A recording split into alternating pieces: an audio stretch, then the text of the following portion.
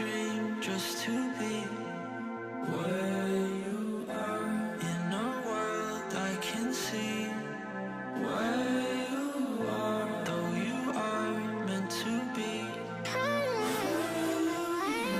Wish you're here next to me, where you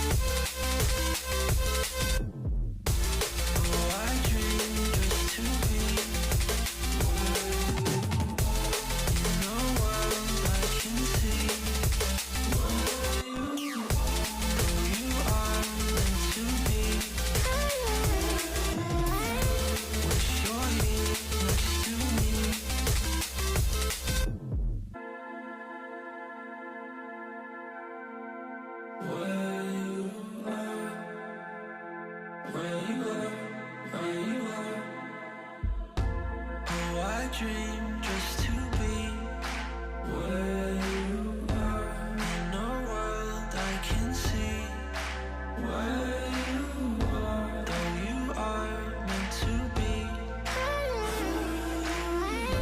Wish you're here next to me, where you are.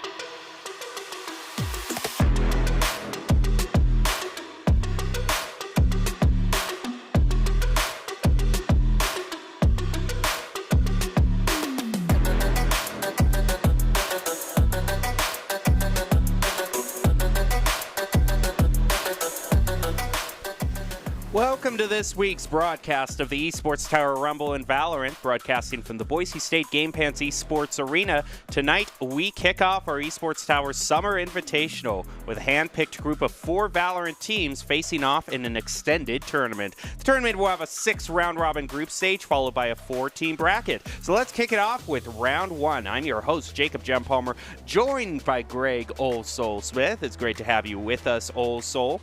And now, this is going to be cool because these teams are hand-curated, if you will, to bring us the top overall in Valorant action. It's an invite-only tournament made up of 4 teams made up of the best players in Esports Tower. It's always fun to see teams get mixed up or mixed together, really, so I'm excited to see how these teams play with each other well. Yep, each team was designed to create competitive matches.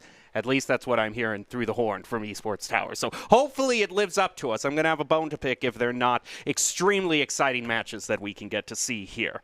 All right. So let's see what these players do this week in this tournament. And, you know, I think there's one more thing that we're kind of neglecting here if we want a great event here. As we can see, the Esports Tower Valorant tournament in summer is Barracudas, Vipers, Scorpions, and Lynxes, and I gotta say, I think the one thing that these teams need to keep in mind, if they want to give us the jaw-dropping performances that we were promised, is Doc's Keys to the Game in Valorant. They are brought to us by Esports Tower. No matter what event we're playing, they will never lead you astray. And Doc's Keys to the Game in Valorant are to flank effectively, spend and peek wisely, count cards and call abilities, and of course, click heads. Brought to us by Esports Tower. Improve your game sense, improve your team play, and improve your performance under pressure. You'll get matched with great players and professional coaches to help you rank up. Ready to kick off the Summer Invitational with the Barracudas facing off against the Scorpions on Breeze. So Breeze is always a very interesting map. Wide open, Opper's Paradise. You can tell us a little bit more about this map also. Yeah, no, I think you've struck it right on the head. It is an Opper's Paradise, to be sure. A lot of the default positionings you see are hiding behind the very few and almost scantily clad areas of the map, such as behind the very big towers we see on one side and one of the very large towers in the middle on the other side. Other than that, it really is just a big game of ring around the rosy. So trying to get your econ really snowballed up into a good position is very critical to these maps. Well, we're ready to hop into the map and see how things turn out. Once again, first round of this summer esports tournament, Barracudas versus Scorpions, and we are off to the races with our choices here. And it looks like pretty standard thus far. In fact, I think we have a mirror match here. I do like a mirror match. It really accentuates the attack versus defense capabilities of the team themselves and not just of the composition when you see each team playing with the same set of dice, you know? Mm-hmm. Well, let's take a look and see how it works out. No doubt we can see we have 2 Opper threats. I mean, you have both the jet and you have the chamber. Mm-hmm. But anyway, as we look here, see V Spicy here. One of the team members looks like they're going to be joined by Shadow and Fangzy. They are going to be all on the Scorpions here. We're seeing a really aggressive hold towards the attacking side here with one lurker trying to hold down the mid, make sure not too much ground goes open. And that's one of the nice things about a really open map is it only takes one person to really watch a mid. In areas like Ascent, it really does take 2 people on the top of mid to hold those different doors. But I think we're going to have one person backing that pretty well. Delete, making the first move in with the dog. Ooh, kind of turns his back to the dog using the Cloudburst to front. It works well for a little bit, but then he goes down to Tracker. Arctic backs it up, and then Tracker goes down to Hidden, and the trades are coming out. It is a quick game so far. Ooh, Atlas plays close and dirty. And Atlas earlier was flexing their beta card. Hopefully they've got some old school skills they're ready to flex. And Fangzy goes down for the final count to give Scorpions a first round of the match. Yeah, good start for Scorpions, especially when you're considering some of the top-name talent they're going up against with Delete and Hidden. And Hidden's going to be one of the players you're going to want to watch out for throughout this match. The coaches have been telling us that they're the player everyone is expecting to step up and lead that team. So he's shown tremendous growth as a leader since joining Esports Tower. So we'll see his first test be brought out now, you know. Lead the team back from that 1-round deficit and get back in the lead. Definitely so. Deficits are where I think the IGL really comes into step, trying to keep up morale and not let that snowball fall against them. Delete making those first peeks against the window. He's not going to see anything, so he goes back out this time with the knife. Not punished for it. Atlas is the one he's playing hard to get with here. It's not a lot of action over there, and Delete doesn't need to be loud. He just has to hold down the fort and make sure not too much ground is gained by Arctic here. Here he is. It's not going to happen. He does fend him off and hold the B site because all the action is A as Shadow takes Hidden down. Delete's still just playing with Arctic here. Just a peek left and right. It's a slow game so far, which is good. Barracudas looking to make contact on the Scorpion side of the field on A. Finally, Arctic takes his man down, and Finksy goes down to Shadow here. A is finally getting exciting, and the rotations come out. But B still needs to be head just because they felt that pressure earlier, so it's a slow rotate, and the spike gets down easy. Ooh, it's going to be rough to watch this spot all alone, but he does well so far. Mini takes one down before going down. Scorpions have an easy defuse with 2 left on the field. That's going to get him even larger ground gained on the Barracudas, but oftentimes we see the pistol rounds be an aberration of the main story, so still a lot left to be played here, especially on a map, you know, with sidelines as huge as this one. What you see happening on the Classics is not what's going to happen later on the Vandals and Ops. It's true, it's true. The Classics definitely have a different feel to them. Sometimes, some teams like to play the pistol rounds just as they would most rounds, and I think that you really should take advantage of the different play style variants that you can have with these different gun rounds. Moving into it, it looks like a very strong mid offense here. And a very typical up-front defense from the Scorpions. The Scorpions might even think about pushing out with this defense. Sure enough, they're going to catch one off guard right around the corner, and it's an easy hit. Tracker looking to make more of it, but they flash him out. He's only barely able to run away with the knife out. He's going to be taken out by Delete. Now it's 3-3. Smoke is going to go up. Ooh. It's going to force V-Spicy to rotate around, but he might be able to get the flank at the right time. But Delete, probably wise to his plan, hears him and takes him out. Arctic pulling off a double there, still keeping the Scorpions in it. Now it's just one jet versus the other jet. Who's going to win this? He's got to move right in as the plant goes down. His vulnerability is out now. The clock is on Barracuda's terms. E is the one with the down hand. He's got to outplay Delete here, and Delete can just wait for him to, there it is, step into the wrong pace. I love the Barracudas dividing pressure there as they really flashed how important it is to have mid control. When they were able to aggress it right in the beginning, they were able to split up the teams real easy. And just like you said, that flank guard was just unstoppable here because they don't know what they're walking into. Yeah, it might have just been the round entirely, but Arctic, kind of a pop-off from him, is what kept the Scorpions in it. Now we're going to move on to round 4. Both these teams look like they're going to have the opportunity to full buy, although V-Spicy's still on that Classic. Might be thinking of grabbing an orb than a Tour de Force. He might be one away. Oh, no, we do have a tech pause. Okay, yep. So... okay, that explains it. I was gonna say, he seems awfully deep in the spawn. It could be less intentional than we hoped for, but that's all right. I like the pacing so far. It looks like we have a good change in positioning. It's always rough to see the exact same default run over and over again on, you know, if it ain't broke, don't fix it. I hear that, but if it's not, then it needs to be fixed. So it's good to see them changing up what they can. Hopefully they use this tech pause appropriately to get everybody back on the field and back into it. Yeah, it's basically a free timeout, so just get a chance to back away from the screen a little bit, take a sip of water. Delete now is going to be ready, but he's got this angle locked down by the other jet here. He's going to throw the dog out. It's going to tell them where the jet is. The dash is just away, has to use it. They hear the audio cue, no doubt. Now they're going to peek around with the white peek and gets mowed down by E. Now they're going to pinch him in from both sides there and use that to claim A, but Shadow also putting up a pretty good defense there. They're not taking A without some sacrifices. They are taking it with 2 down, but they do get the plant on. Tracker evening it up, back to 2-2. Yeah, Tracker has to move back around. He can't fight this pressure from the front. Doing it from the side with an ally to help him is much more important, but They've got to gang up against one person, just hoping that and nobody will move out of the smoke there. And as their wall goes down, he's got to multitask his angles, maybe even leave his ally to work against the opponent one-on-one. Now just walk around this edge by himself. Tracker trying to hone in on Mini. He thinks he knows where he's at. He's got an excellent bounce on him, but now it's a sprint to the spike. Does he have enough time? Yeah, they have enough Looks time. like he's good.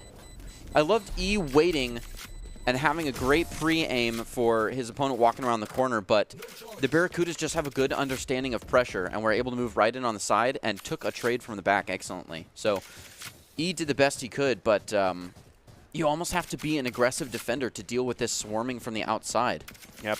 And that Viper's Pit kind of guaranteed that it would be a 2-on-1 there. It depends on how you play it. You know, you can move in and out of that Viper's Pit to see where you are, but if you just hang out in there, then you're leaving your other teammate all there to go up against two. So they just isolated their confrontations, and they actually had the numbers advantage in the end.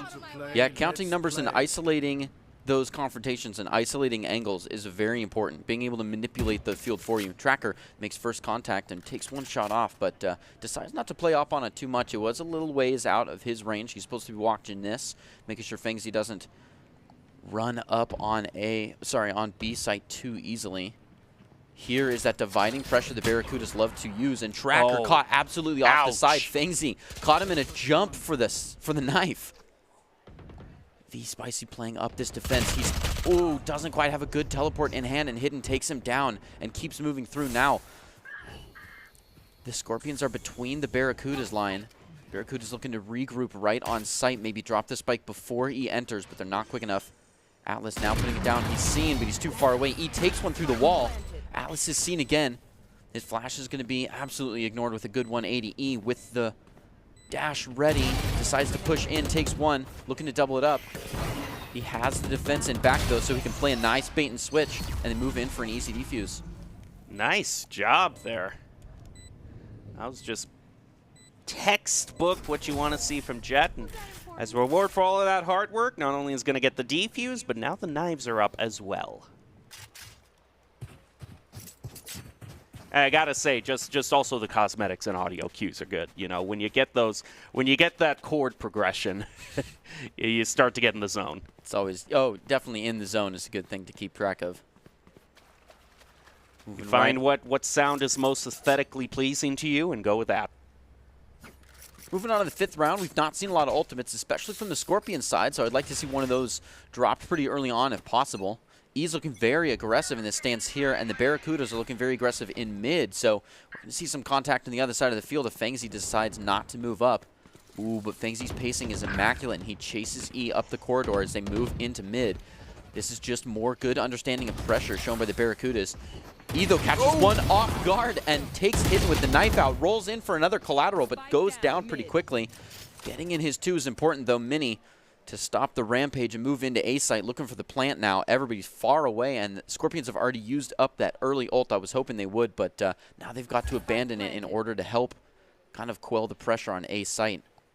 Barracuda's already fanning out to get better angles. V-Spicy's got to walk into it. Viper going to take the first pick. The Viper wall is going to run out at the time being. Going to rotate around the pyramids. I don't think he realizes, though, that up in those tunnels, there's Fengsy waiting for him. They know he's there, but the high ground advantage is going to take Spicy out. Now it's down to 1v1, and there is no time left. He has to defuse now. And it looks like they've set up for a good acid bite here. Yeah, but if he's at full strength, if he's at full health, then that's true. Only going to be an ankle nip. That Fengsy did an excellent job going in for the 1v1, and it's difficult. It's hard to peek on that 2-person, but letting 2 people get to the spike is basically a loss. So good marks on Fengsy for getting in there, but then Mini was just not able to back that up, was not able to get in there and do enough damage. I mean, Molly lineups are nice, but it's true. They also have to be in the right situation, and too. With Fengsy buying so much time, the Molly lineup, you don't need to buy time. You don't need to buy that much time. You just need a little bit more. You just need to get in there, and just a little bit of suppressive fire that makes them stand up is all you need. They're committed to this spike already. Ooh. Looks like another strong push from the mid. It's almost been working for their Barracudas, and they keep pushing it, but they've got to change something. The Scorpions with a beautiful fan all around them could jump right in on the side. I'm worried for them, especially their Jet there. Arctic and Mini. Both just tentatively waiting for a peek around the angles, but I don't think either is going to show it to the other. Meanwhile, in mid, Barracuda's tentatively making their way up as V Spicy is holding down mid. Actually isn't up there. Is waiting for them to rotate here through B and then try to take him out. Arctic turns around, takes out Delete. That means Mini is going to go and try to take out Arctic here. Arctic isn't looking. Oh, almost had the opportunity from that one bullet fire there, but still, Arctic did do pretty well. I think he took out 2. He's going to force the teleport out there, V Spicy. Excellently done. Scorpions did well there, just holding and waiting and being available for playing off of contact here. Arctic got a little bit caught off guard when Mini waited right time for the pressure to move up. A good time in the rotation, but they had set up a great crossfire so that they could play off of that contact. I actually think we have a timeout that's being brought before us right now. So the Barracudas just trying to not let this one get away from them too severely here. Our coach is going to move in, give them a few talking points and advice. And what would you be saying to them at this time? Well, I mean, honestly, this is a good just time to refresh, look back at the playbook, and try something new. They keep forcing up the middle here, which is almost working, but almost working got them to a 6-1. And this is the time where it's important to turn around and try something new, try to get to that even half, right? A 6-6 is the best thing they can hope for at this point. Yep, almost working is... it's a nice thought, but it's not what you want in Valorant. Almost working is how you end up with Yoru. Alrighty, now let's move on into the match off of that timeout.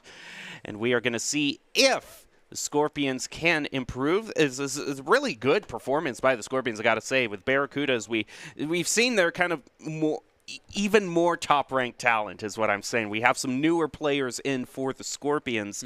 And for that, you know, it's just... It's nice to see a team that you would consider the underdog prove such a threat and put the Barracudas on the back foot. Definitely so. And we know the Barracudas have this great sense of communication. I mean, all their timing is working very well, but I think the Scorpions just outdo them in gunplay. V-Spicy now peeking onto his ally. Not great communication there. It's all right. He's still looking down the hall here. It looks like it's a strong push from Barracudas on A side as we join them there. Delete has been flashed with his wall. His allies are going to move up in that, take that space that they've been given. The shock arrow goes to nothing. Delete now, as the wall goes down, owns so much more space. Starts pushing back onto Shadow. If he can move quick enough, there it is. Fangsy takes Delete from the side.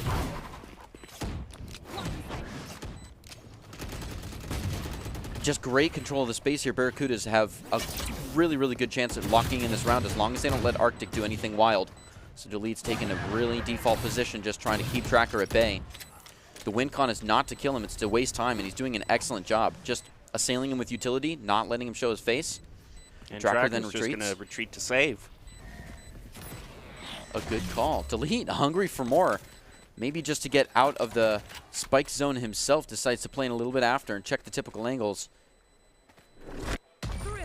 That's No going to be outros. it. A thrifty for the Barracudas. And not only that, you saw that Jet. That Jet picked up an op, too. So that's like the thriftiest of thrifties. Yeah.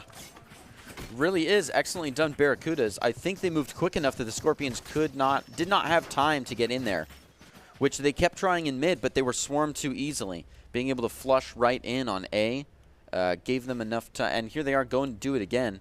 I love the rinse and repeat attitude that the Barracudas have, but keeping always something in the pocket is important. All right, as we move forward just a little more now, wall's going to go up across A. Which is good. Duelist acting nice and slow, trying to get their controller and initiator up. This initiator using their utility to make way for the duelist is important. Delete now has been given some space that he can move in on, but that recon dart keeping him at bay.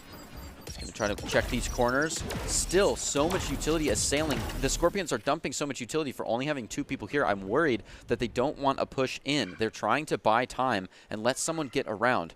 They've cleaned out B, and they're letting it go to the wind as they try to walk into mid, and there goes their effort, all their efforts to try to sneak someone up in the back here and pinch them in the choke point has gone awry as they watch their flank guard very well. So now the Scorpions buying time is not really helping them, and all the Barracudas are on site, and only half the Scorpions are even close. Again, that off proven very crucial for the Barracudas. Spicy has to be careful about what angle he peeks. There go the Seekers out from the Barracudas. Just going to buy them even more time. Give them... Yep, buying time is the name of the game here. They've already dumped 2 ults into making sure no one gets to them. Scorpions have regrouped, though, and they're closing in on this. They decide to jump on all at once. Tracker is going crazy, takes 2 down, looking for more. Arctic gets on the defuse, and they're taking care of Mini. That's it. Scorpions take a 7th round, despite 2 ults. Yeah, despite 2 ults. Well, I think that's just in general, you know, you see the players, Arctic and Tracker, really do have some stabilizing power, if you will. They really, if it looks like the Scorpions are kind of out of it or out of that round, they can usually pull off a quick single or double and even things right back up. Looks like the Scorpions are going to change their posture just a little bit. Watching more of the sights and less of the mid-ground. Might be a rough gamble as the Barracudas are looking to pose a large fan. Maybe just most of their people through mid. Let's play. V-Spicy setting up his space with the teleports. And out comes the tour de force from the Barracuda side. Barracudas own this mid territory and they're not budging on it. 3 people on B. They hear the retort from the from Fengzi's gun. There it is, taking Shadow and E. And those are the rotations we need. Barracuda's moving right on into A site. A full arsenal just ready to plant. All utility out and defensive. Scorpions are still not moving. Tracker finally gets the call to move through CT side. Let's see if the Scorpions decide to wait for him or push right in. They're low on time, but they're low on men as well.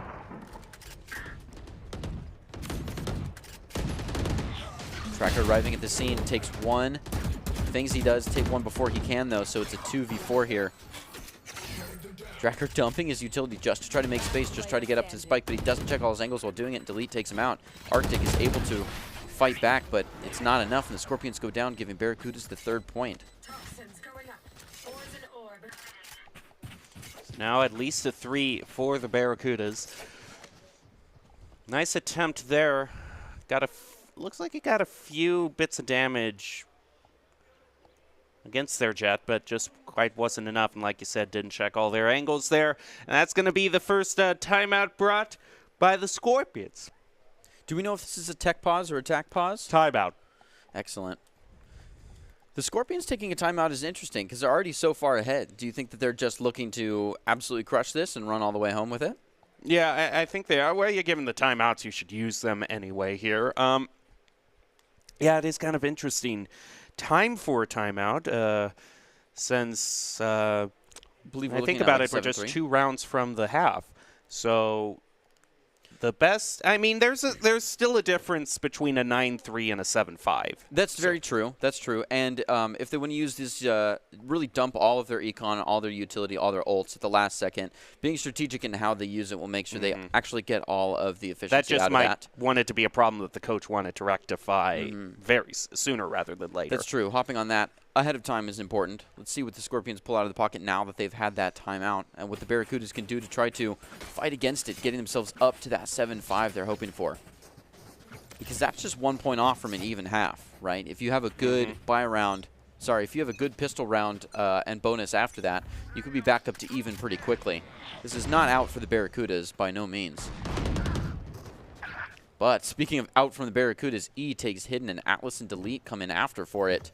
It is a quick start to a round, and Minnie and her Sky with the spike send in a dog to find an open territory and decide not to play into it. Begin rotating around. Delete does take Arctic, though.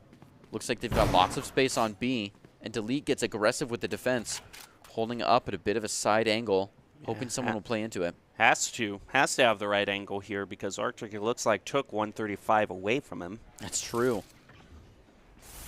Yeah, he's got to play very, very defensively here. Finally gets in the heal from Sky. There. Very nice, and catches him incredibly off guard. That is great, and the space they take is huge now. Whoever rotated from CT has kind of cleared out that area. Sure enough, they're not worried about it and turned back to it entirely. Scorpions only have one player left, and he is dealing with his own battles here in mid. There he goes. Fengsy taking Shadow down, puts Barracudas ahead to the 4th point. Now just one more opportunity for the Scorpions. They're going to have the slight ult advantage here for this last round for halftime.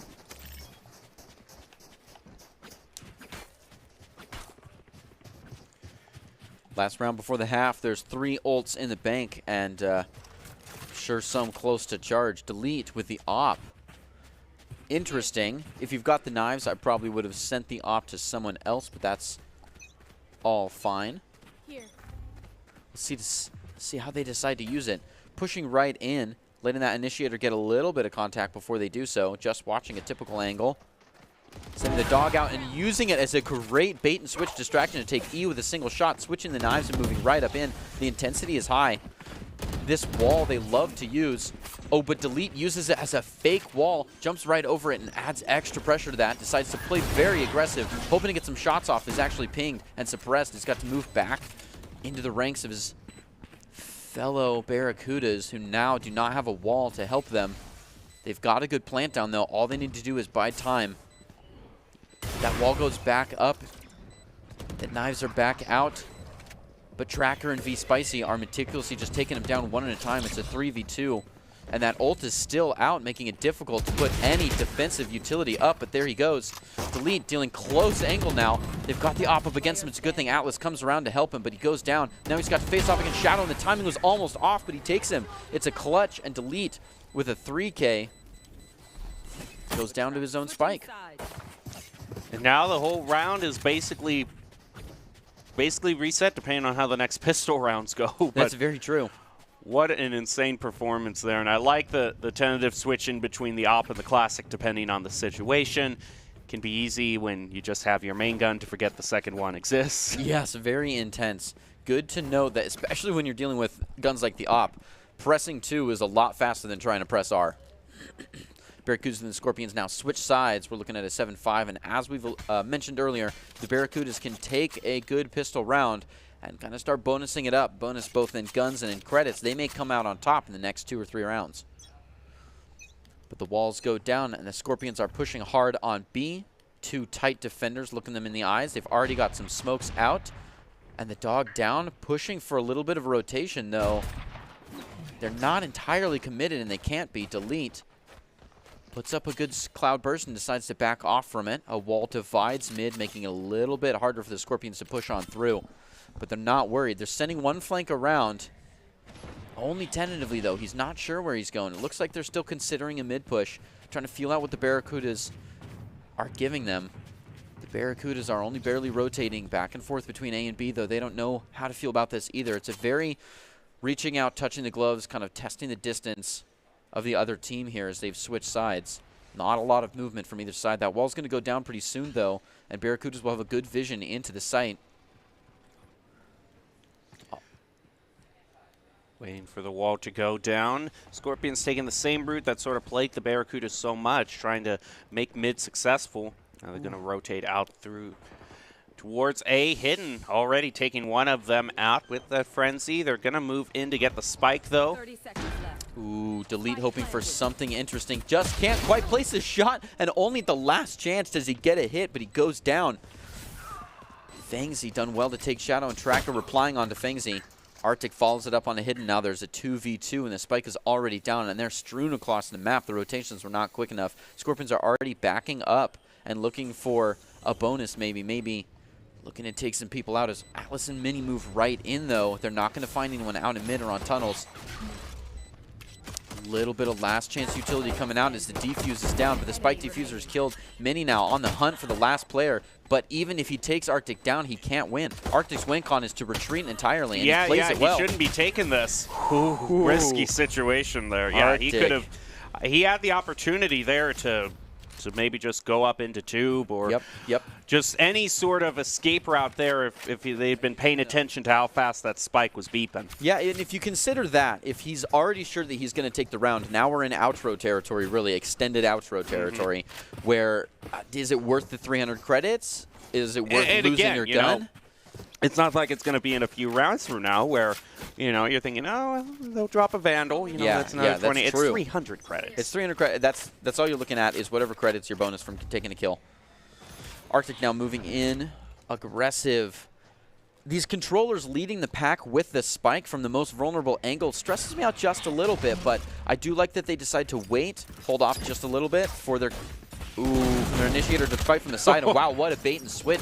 Delete takes one barely before going down to E. A Marshall from a distance. The wall goes up, and this time a little bit steeper, so they don't have to worry about that back corner. However, they are giving up that space, so he gets in and turns his back to it. More of the attackers watching that back, though. Done well, and the Toxin's low. He's got to retreat to let that wall go down. Now that space is owned by the Barracudas. He's got to just watch from the corner. Oh my goodness, that is not the gun you want to have. He has to get up very close to them. He's getting dinked. But wow. Only gets one shot there. Wasn't able to follow through, though. Yep. No, Marshall definitely had the advantage there, and now Atlas still in the same bad position, just can't get up to the spike.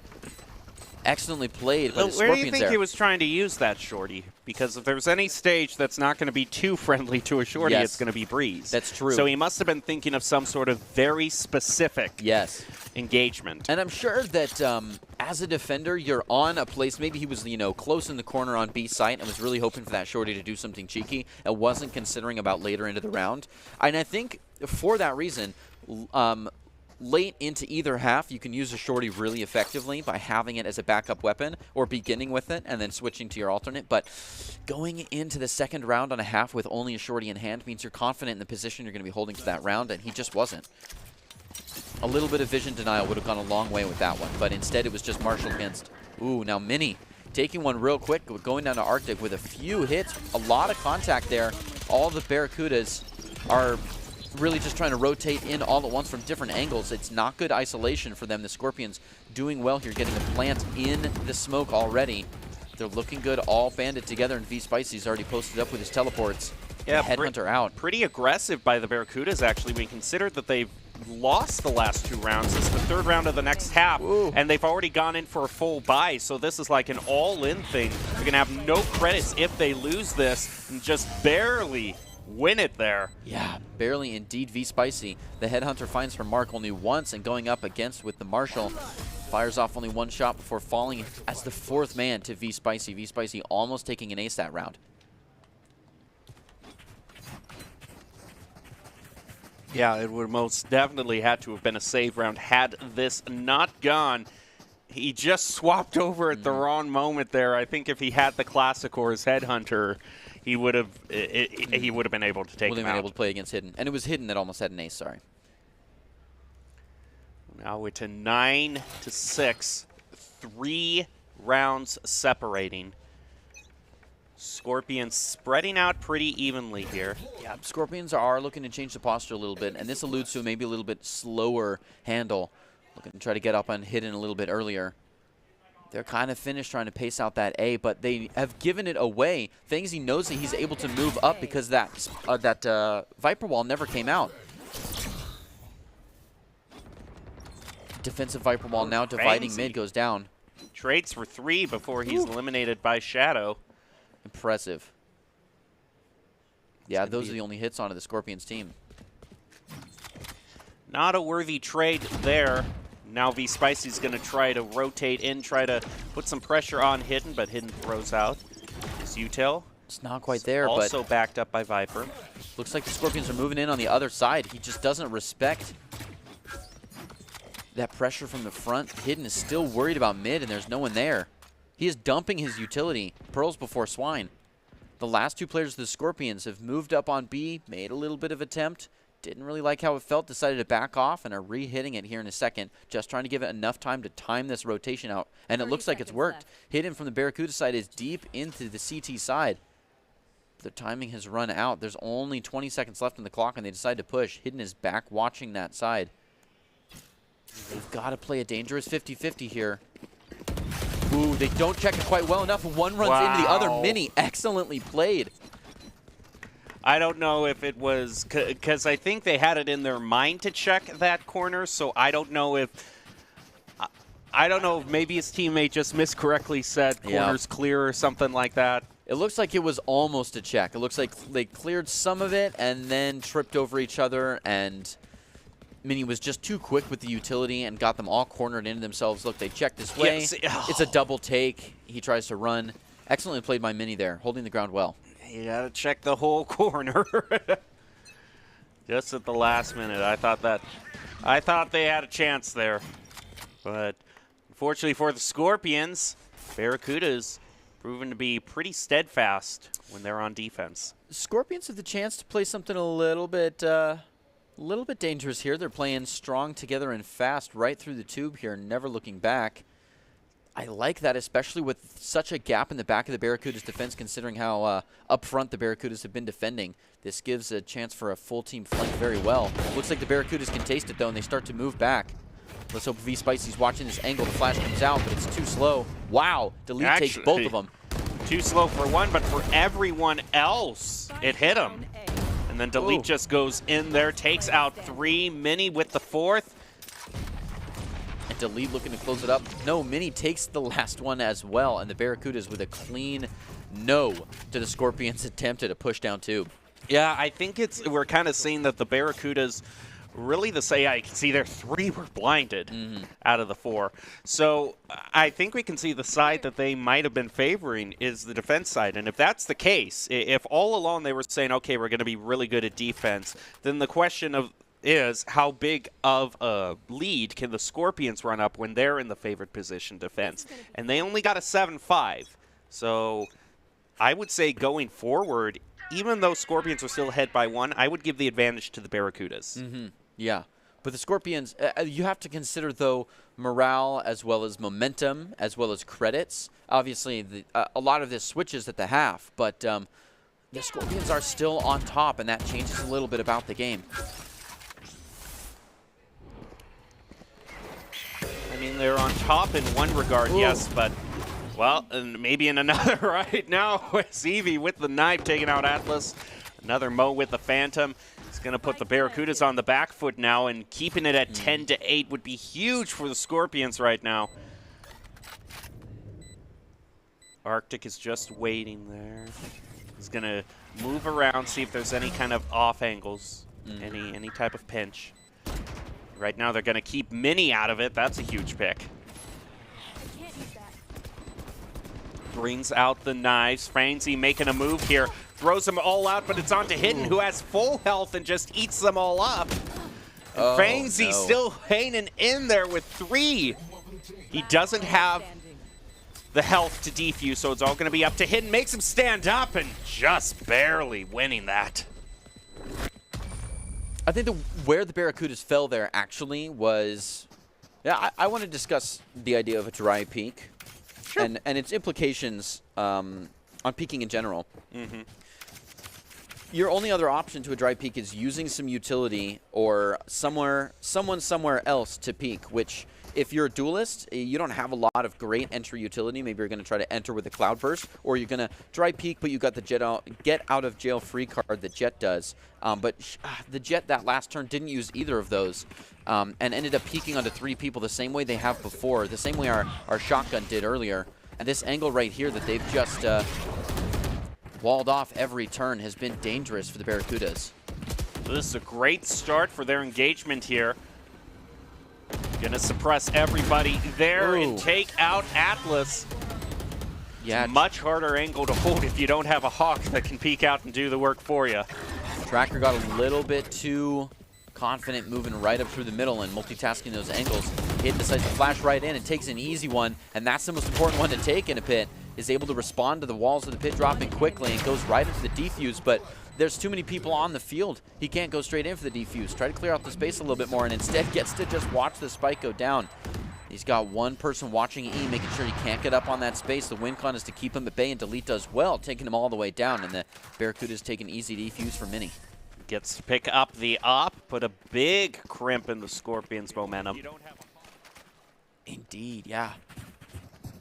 A 10-9 now, close enough to almost not matter. Need a drop. But we're close enough to the end of the game that just 2 mistakes in the bank for Barracudas to remain.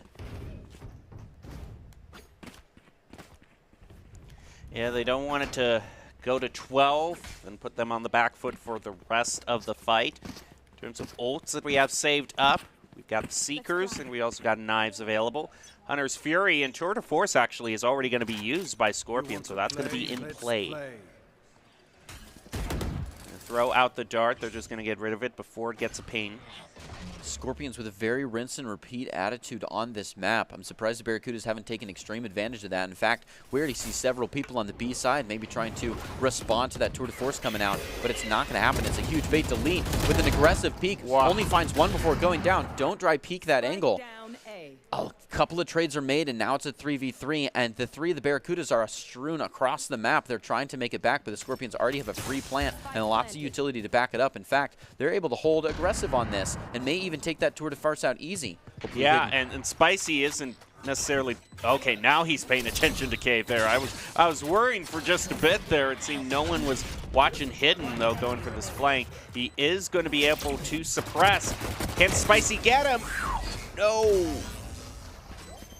And I think that was actually a very crucial suppress there because Spicy was relying on the Tour de Force, but the Tour de Force technically counts as an ultimate, and that can be suppressed, and he was left only with a classic. Yeah, that's a rough one. He was not in a bad position to use the classic, but a Phantom walk-in sideways, great spray and pray run and gun, still outdoes a Phantom.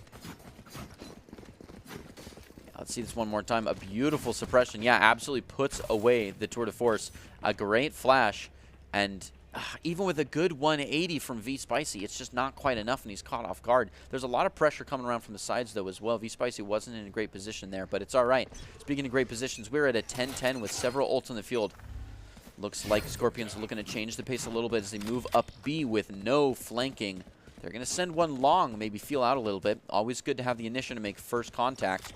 Yeah, but now finally the Barracuda strategy of keeping a lot of people on B looks to have paid off. Going to throw the molly out there. Just try to stop them through and picks them up through the archway. They just walked right through that, the Scorpions. Wow, Hidden with a dastardly beat there. They're going to go aggressive here. Also on this pinch off from the side from E, Arctic is able to pick up a triple. Excellently done, Arctic. Oh, V Spicy Might caught a little have off to- guard from Delete. Might have to make it a quad here. The line needs to take out Delete. Delete dashes away, and those Seekers aren't helping his field of view any. Really, they weren't. Just too much screen time, and Arctic goes If down. anything, that's kind of a... I guess if you're in a small enough choke point, they can almost act like shields They in a really way. can. Yeah, that's interesting. I never thought of the Seekers that way, but I guess so. In that situation, they were kind of like little shields that were just in front of Delete. Yeah, and I mean, I've seen Seekers used defensively before, but that's interesting.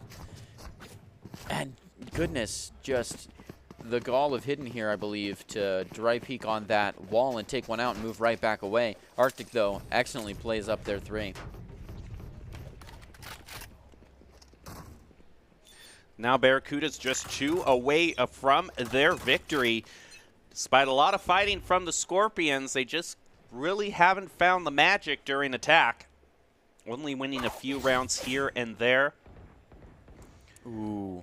Scorpions not off to a great start, trying to push this effective overtime. Already losing one person, and the flank is looking strong if the Barracudas can be quick with it. Looks like knives are out, and they're already going to rotate full.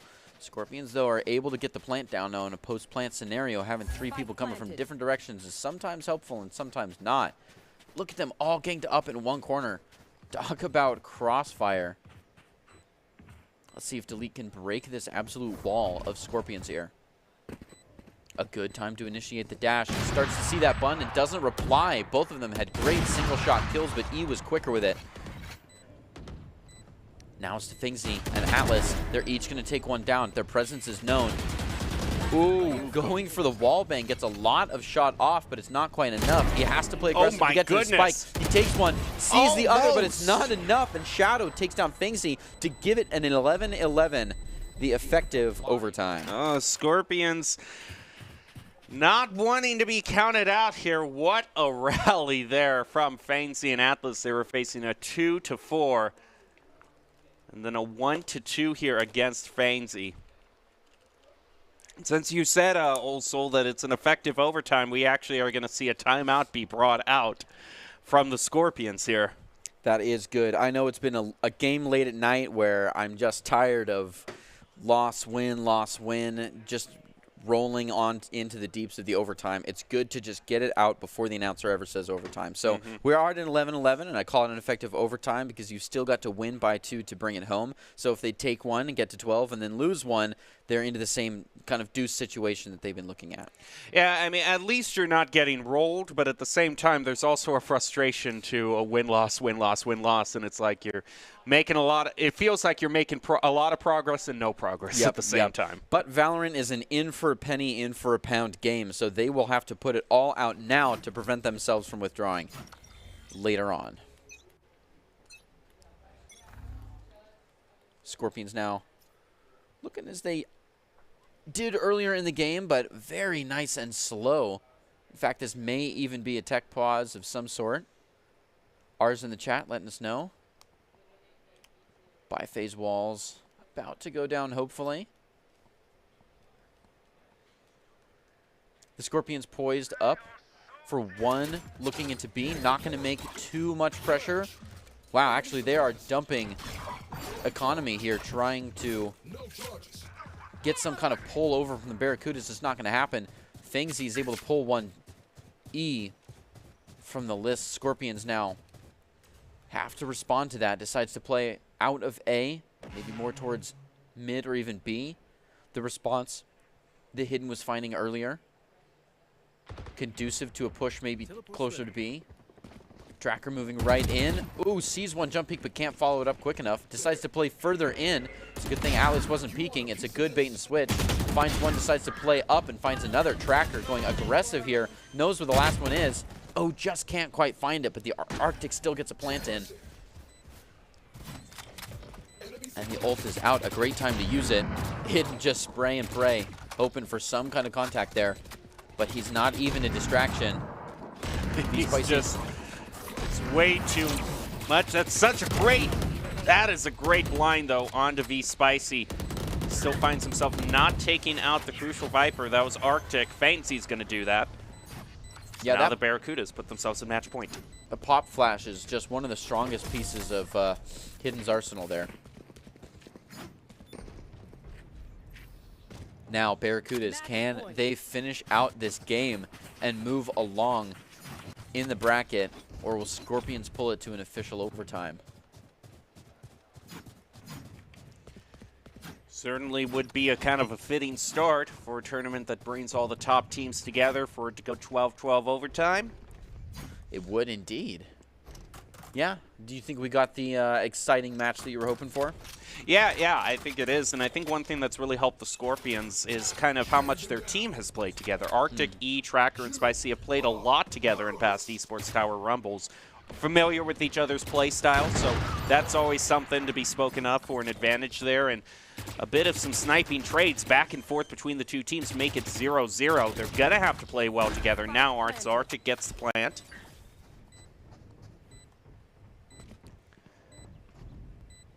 Can they hold on to the point right now? Hidden is just waiting for that peak. But that Viper wall is going to buy a bit of defense now for the Scorpions. Forcing the Barracudas to move in is going to throw the flash. Misses that up, unfortunately. Lucky for him, Delete was able to bail him out, so he's still going to live here. Yeah, but he's not in a great position. And after that self-flash, he went in for a second one because the wall was down and had to just run into some kind of cover. Oh, boy. Caught in a rough position. The Scorpions were able to take him again. Just defense keeps peeking that angle, and they shouldn't need to. There's other angles to go for. And if you're looking for a flash and overwhelm like he was hoping for here, then don't play long, play short. Flash right in the middle of them, get all up in their face, and just muzzleberry a bunch of people running around like chickens with their heads cut off. But instead, he puts himself in a compromising position. Alrighty, it has happened. We are indeed in overtime. Deuce rules apply here. Win one, get the advantage, win on the advantage, and win the whole thing. However, they are switching back and forth between attack and defense, and that can be a tricky one with teams that are both very attack-oriented. However, I don't think we saw that today, so hopefully they can find the strategies and they can find the positions and the placement they need to really just take 2 rounds in a row and send them on without too much exhaustion. It looks like it's an aggressive defense from V-Spicy here, trying to wrap around back and to hold into this B, but there's not. It's an empty hold as all of the Barracudas are looking into the A site here.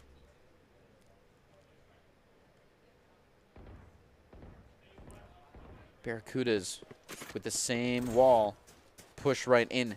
Oh, almost get that plant down. Picking it back up and looking for another plant. Mini is going to be the one to make it happen. Hidden does take Shadow. Spike gets planted. Now V-Spicy looking to walk around, hopefully. Watching him this time will pay off. Yeah, they doesn't look like they still hear him, but risky to tip them off there. I don't know why you would pull out the knife there. I wouldn't have. Now he has a chance on the Mini. He knows he's there because he saw the gunfire. He's able to take a second one. He knows the last is. He gets enough damage that it matters. Now, Delete is playing a downhill game. There it is. Tracker gets an easy one, and it's a defuse to push him back up. Now, Barracudas took the first 12. Now, Scorpions are taking the first 13. Yeah, but that's one thing that I want to see it right there, you know, the quick change between the guns and the knives. You know, you kind of see that's just a tick. You know, Greg right now is holding a marker in his hands right now and is flipping it back and forth, fiddling with it, you know, like all students do. You know, we all develop those little fiddling things, you know, to help keep our brains engaged throughout the whole thing. But here you want to kind of try to avoid habits like that right now, because no matter how cool it looks, if you pull out that knife at the wrong time, you can let them get an idea of where you are. Sound is so important, so you just want to be sticking on your gun. Just for ages of CSGO play, flicking the knife is a dangerous idiosyncrasy to get yourself into.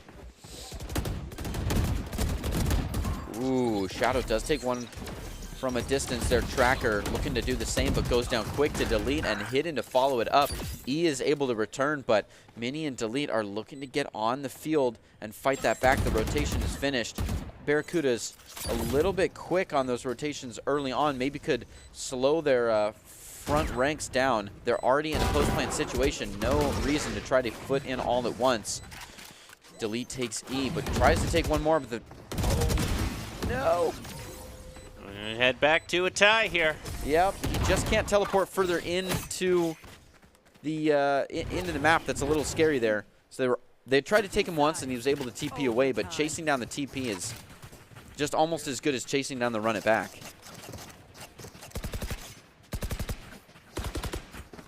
It was just a rough situation. You can see E only had one shot, gave only one shot. Then at this point, they planned to try to put the pressure on V-Spicy. Just seemed to be caught up there. Might have actually, he should have recognized that his teleporter was down, but the way he was standing, it almost looked like he thought it was still up. Now we're into double overtime, and the positioning has changed. I like that Barracuda's looking for a stronger fan here, but in order for this to be effective, they can't go marching in on A, so they try to make some contact further in. Fengsy does well with that, taking off Tracker, and already gets one person off of the A site. That's the push. They move right in. Oh, the dash doesn't go very far, but if they can just take E, E goes off site. This is their chance to at least get a plant out. There goes Atlas with it. The wall is so much deeper now. They own so much space, but as soon as this goes down, 3 or 4 entry points go live. Luckily, those doors aren't open, and they're strong in mid because they already have Fengsy watching it, so they can all funnel to this back spot just watching V-Spicy. V-Spicy does take one out, though. They have to respect his gunplay capabilities, and the win con is on spending time. A 3v4 is not the win here. Delete plays dangerous anyways and takes one out, moves right around and times it well with a second. He gets hungry for a third, but it's not there, and V-Spicy takes the second one. Starts moving up on the spike, but his odds are very, very low. And he's taken from the back from Fengsy. Barracudas, the first 14. It's just such a back and forth. Switching sides. Match point. But now Barracudas, okay, Barracudas won their last round as defense on overtime. It's true. So now they've won this round, so this is the first time they've had the advantage. So if they just perform the same way that they did last time, working defense, they should win this.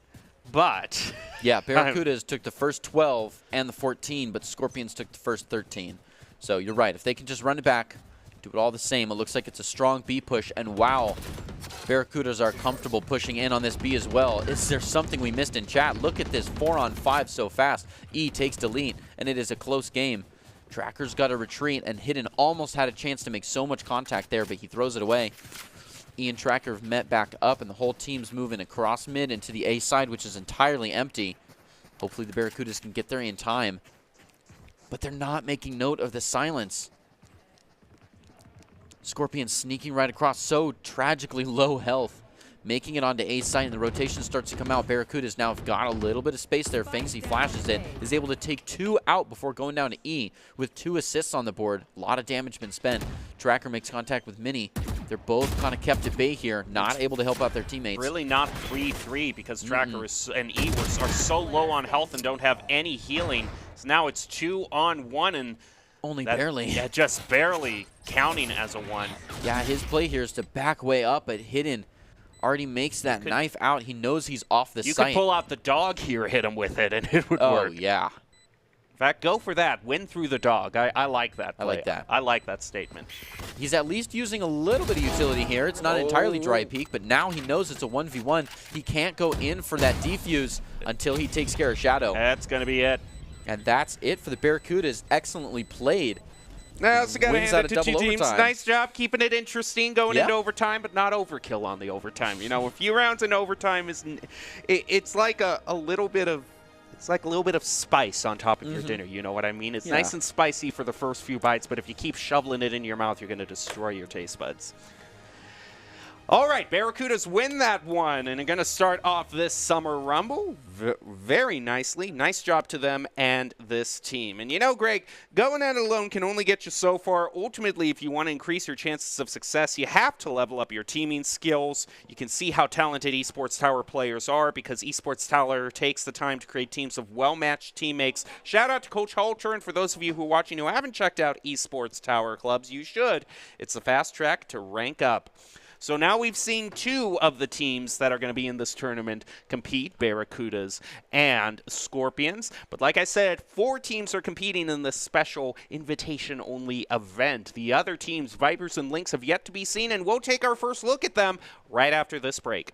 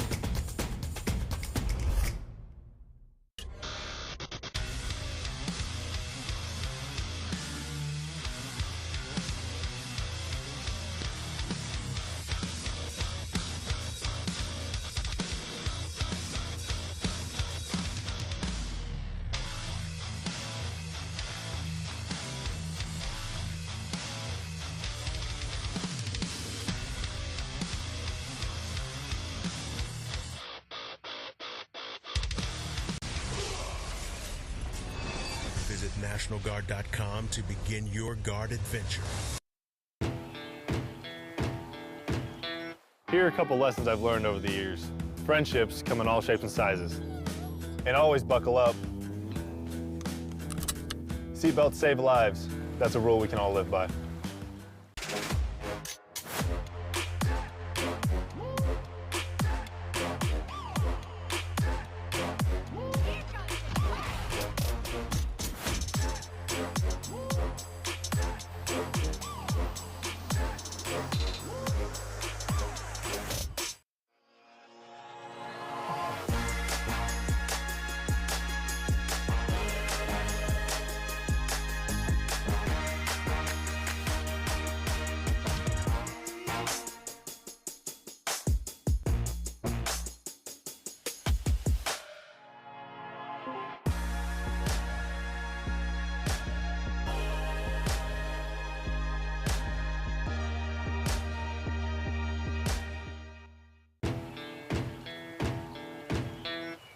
Growing up in Riggins, we have certain rules we live by. Look both ways before crossing the street. Fishing stories get better the more you tell them. Small town life makes your life anything but small. Never work alone when you go hunting. And always buckle up. Seatbelts save lives. That's a rule we can all live by.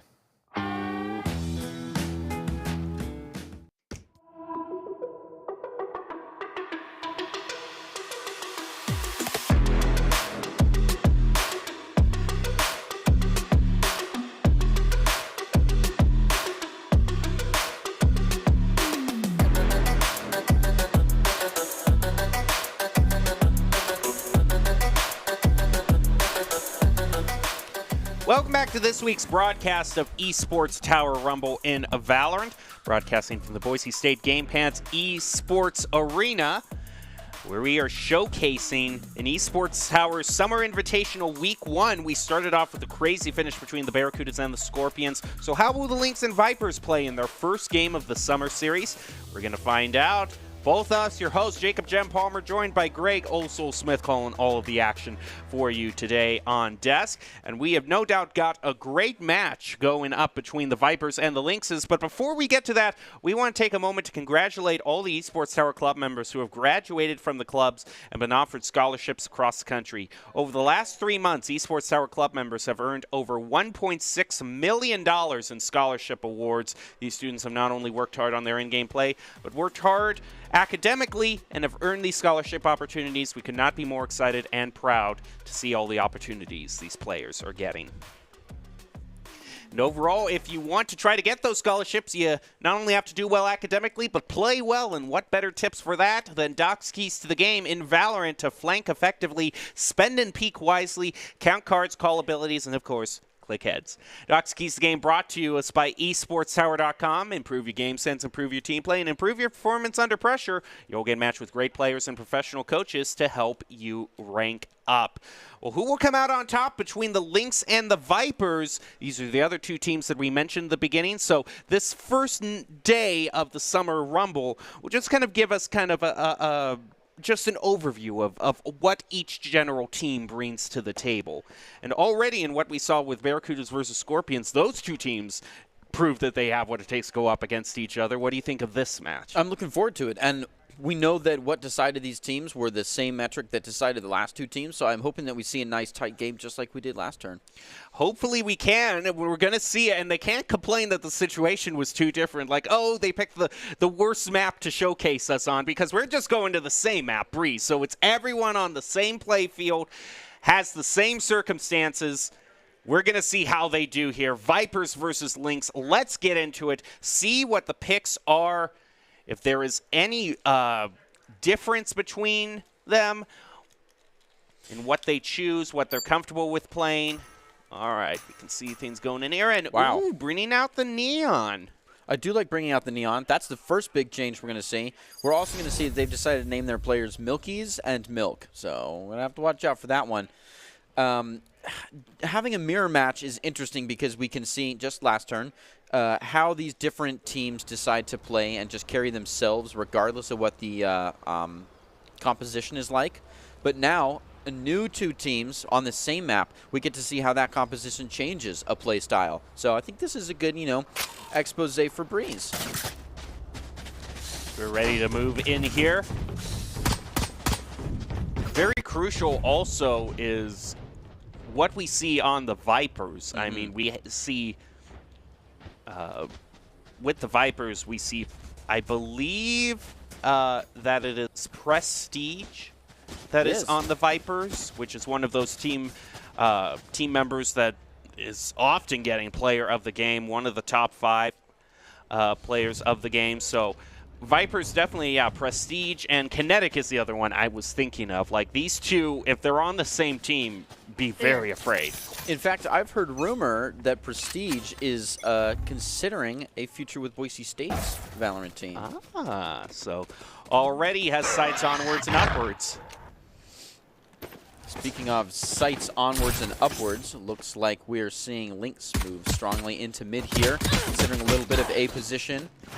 The Viper's doing well to fight against that.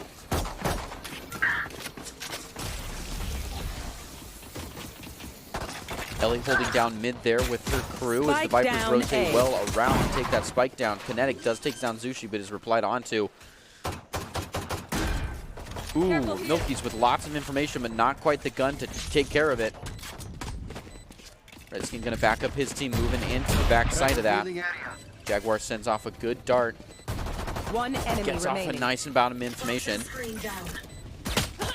Kills now has to move in after Prestige to try to take out the last player on the field. Milk does well with the help from Jaguar, who is now moving in for an easy defuse, and that's pistol round. Nice start for the Vipers here. And overall, what man, I still don't know how these players are so good on the Frenzy every single time. I totally hear that, especially from a distance. That's a scary, and I mean, why pass up the Classic, which has the alt fire? I just love the alt fire of the Classic, and it's, you know. Things never work out well for me with the Frenzy. I've gotten used to every other weapon in the game. Every single one, even the Marshall, I can do work on. The Marshall I'm okay with. I like the Bucky more than I like the Frenzy. It's just it always escapes my grasp. And then just to see these players pull it out and get headshots from across the map with it, Ridiculous. Nice blind there. Prestige is gonna get, but really Held back from the acid there, yeah. Yep. Ooh, Kinetic with the dash ready. Decides to play in on that Neon. It's not quite going to be there, though. Has to back up. Wow, the aggression from the Neon. That's one thing we've really seen from Neon players. They like to get aggressive. They like to get up front, especially when they have that guaranteed one-on-one. Jaguar playing excellently with the Guardian. A beautiful off position there. Takes a little bit of effort to get up there, but it's worth it. Milk, quicker than Rezkin, and a little Marshall off is the one to take it. Moves right up into the site, and there's nobody there. But he can't get the spike. It's a rough position for him. They've got him closed in. Milk is at the goal, but without the baton. You know, the win cons change. The Vipers have no reason to push onto site here.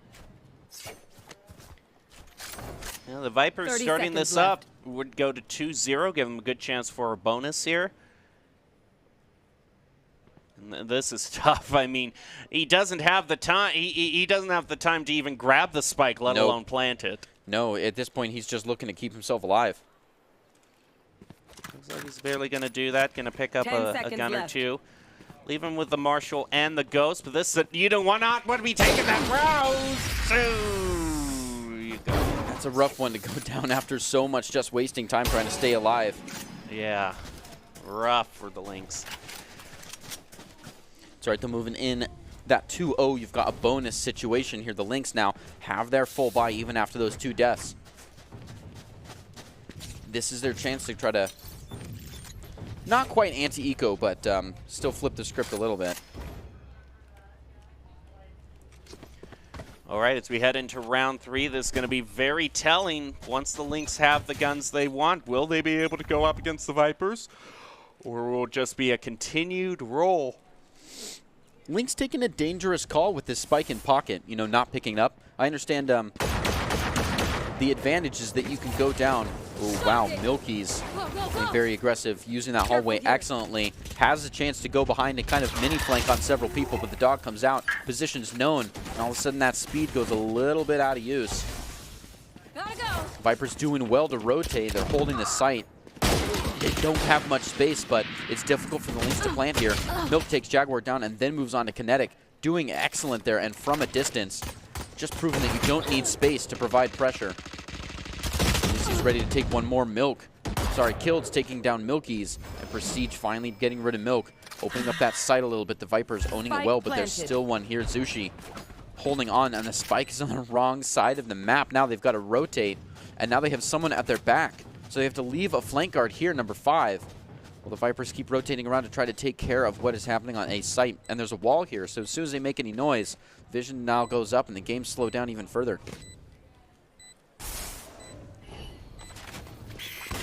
Wall's going to be thrown up there. A little bit of a bait out on the defuse. Not really going to work out as Nick quickly takes him out. Vipers just not having the help Player that they standing. need here, but they might still be able to do it. Oh, Ellie's just going for the lineups. Oh, already on the time advantage. Okay. Clutch. Excellently done. Well played by Ellie, bringing in their first point for the Lynx. Now the Vipers should be up to their full purchases in this round, so should Yi getting back on track. No bonus to save for. So what are they buying? It's, Vandals, Phantoms as usual. I don't know if someone's still sticking on a Marshall. That's going to be Rezkin, who still wants to stick on that Marshall. Sometimes that's pretty indicative of a Quick feed, mentality quick to the trigger. play style for the whole match. You know, if they are choosing a Marshall by round 3, that might not mean they've got a great use for it. It just means that they really want that op. Ooh, Rezkin, though, does do well looking down the hallway here, putting that pressure on Zushi. Hey, if the Marshall works for him, Sure it works. does. Yep, taking out Ellie, which was the last bastion of last round. Rezkin now looking at the eyes of 2 more. Not quite going to have it. Ooh. Almost got rid of him there. They do put a good concuss onto the Owl Drone, though. He's still putting more pressure down this hallway. But is that really the win con? The Lynx are still moving in at A gates. Oh, Milky's just trying to back up and get out of there. He's able to take one out, but Jaguar, that just happens when you play on 2-on-1. You can end up with a good trade. Prestige takes Nick out Spike for down being A. a little too greedy and moving in off of that spike. A good check around with the dog. Lynx low health and no Last way to player up health. standing. Kinetic taking out Milk makes Zushi's life a little bit more difficult as he's, again, far from the spike. And just sitting in cave, and there's so many Vipers like bees just sitting on top of it. Absolutely He's going to swarming move that out to spike. mid. He's trying to make his way. 30 seconds left. But he's now going to rotate toward the spike, and they know that he's coming. They just missed the sideline with him, Glitz does. Now they know that he's there. Yeah, Clips with a good jump peek. Just trying to bait some shots. Works out. Zushi rotates back to the other side. And if he's quick enough, he could get to the spike. But there's no chance at a 10 plant, and the seconds Vipers are looking for a unified outro here. They're posted up watching that side gate, and Lynx don't want to play with it. That's another point for the Vipers, bringing it to 3-1. Nice job all around. They're back on their win streak. We'll see now. Now would be the time I would believe that an op is in the general range. Yep, within So, grasp. Yeah, within grasp. So if he's been saving up all this time, if Prestige has just been waiting all this time, Rezkin has been waiting all this time to save up for the op, then now would be the time I expect to see him buy it. If not now, next round. Lynx postured for aggressive pressure here. Jaguar looking to get a little information, doesn't find very much before his Owl Drone's shot down, but sometimes the absence of information is all you need. Looks like we get a little bit of an aggressive rotate from the Vipers here, sending one on a long flank. Hopefully it's quick enough to get something, but there is a little bit of a straggler walking around number 0 here on the Lynx side. Might be able to find somebody. Meanwhile, Spike is in pocket again. Lynx just love setting the Spike right down on the floor. Kills on Vipers looking to play a little bit closer up. Might find something from it. Milky's coming around the side now. They disperse from those B main hallways. Looks like they're going to walk off loud and maybe re-hit, but we're seeing a little bit of rotation out in mid here. That's Kinetic's playground, though. He comes up for a great off angle, and he has the potential here. Either of these sides are looking good for him.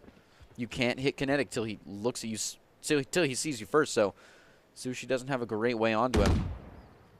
And Kinetic takes Nick from afar. A little bit of communication would mean that they could have got Kinetic there. It doesn't look like he plays onto it, and Zushi takes a 30 Rezkin seconds quicker. left. Moves on to kills. It's not looking good for Lynx. Sorry for the Vipers. Ellie, escorted by Neon, is able to get in a free plant with no Vipers nearby Spike on the planted. B side. Have to rotate right through mid, and there's not a lot of pressure on mid. In fact, Prestige takes the only pressure down from Zushi. Now Viper and Neon just have to watch the side alone. They do take Last one down. player standing. 2 left One coming in. enemy Milky's, remaining. though, that Dartsidious ult takes one out. But It's just not good enough on the distance, and Prestige Nope. takes him for an easy defuse. all right, another win for the Vipers here.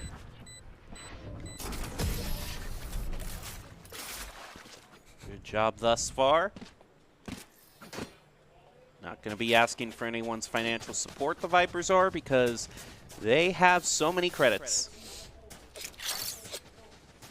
That's a good spot.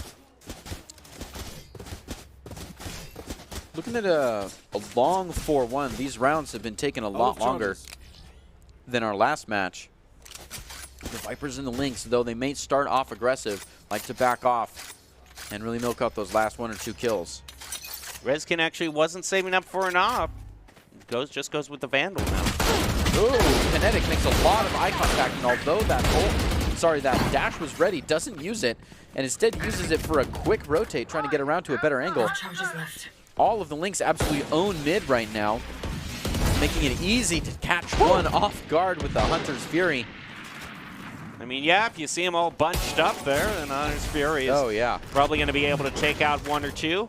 Orbital Strike, Hunter's Fury. Several ults, actually,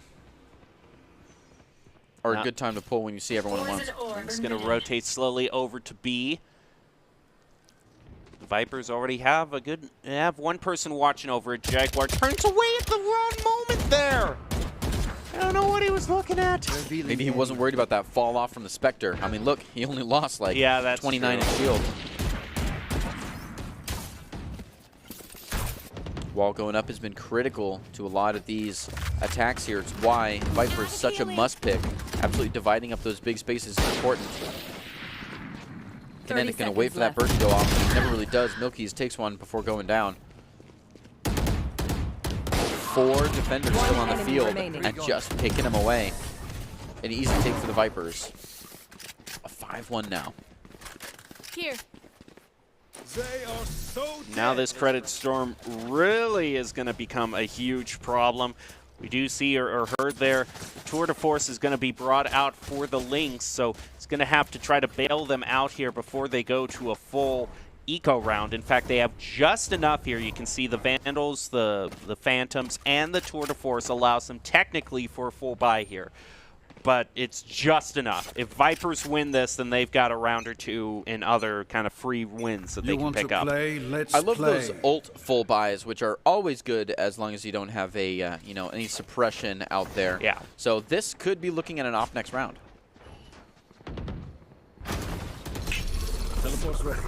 Rezkin moving right around, gets great contact onto one of them, decides to play from a different angle. So much vision denial up there. Does take him out. Zushi to reply onto Jaguar. It's looking like a little bit of a pinch here as 2 of the Vipers are moving around, but it'll all be for none if Kinetic just takes him out all at once. Zushi finally taking out Prestige, getting some use out of the Tour de Force there. A 3v3 now, and the Lynx are in the middle of it. You've got to make sure they watch that cave there. Looks like they did a good job doing so, with the Tour de Force watching their back. Kind of forces their last player to rotate around, looking for some help, but it's not there. They took Kinetic. Kinetic was too far in. Milk gets contact on the blitz. He's got to play it back into it, and on second bullet, takes him down. That's an important point for the Lynx. Yeah, that was very important there, considering it now means that an op can be bought more confidently now that you're not leaving the other team high and dry. Zushi can finally get the op he was wanting, without everyone else just having to settle for classics. If that's what he's looking for. If he feels like he got enough utility off the Tour de Force last round. And I would definitely say so.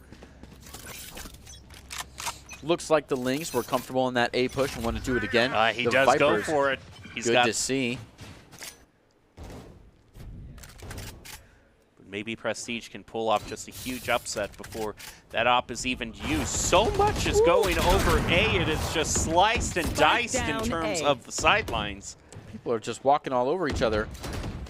Now, unfortunately, Zushi, before that op can even be used, he does get one, and Melky's with a double there. Now it's going to be bringing out the ult. 1 enemy remaining.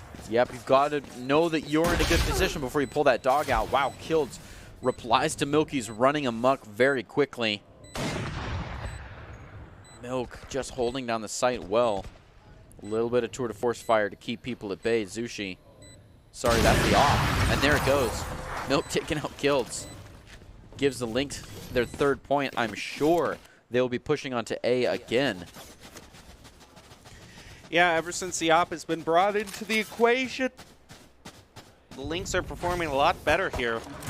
But also just kudos to Melky there for turning it around.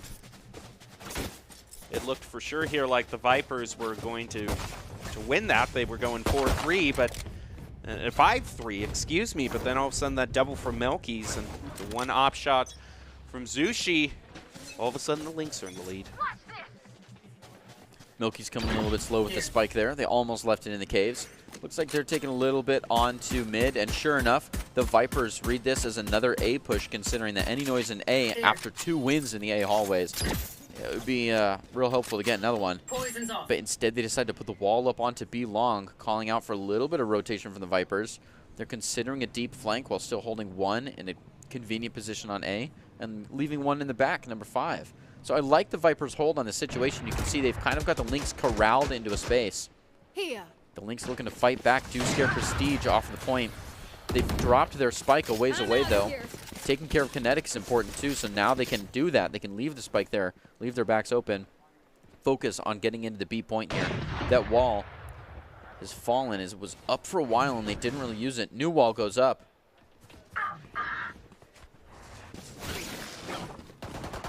They have to return to get the spike and then walk it back up into B. And they, although they own a lot of B here.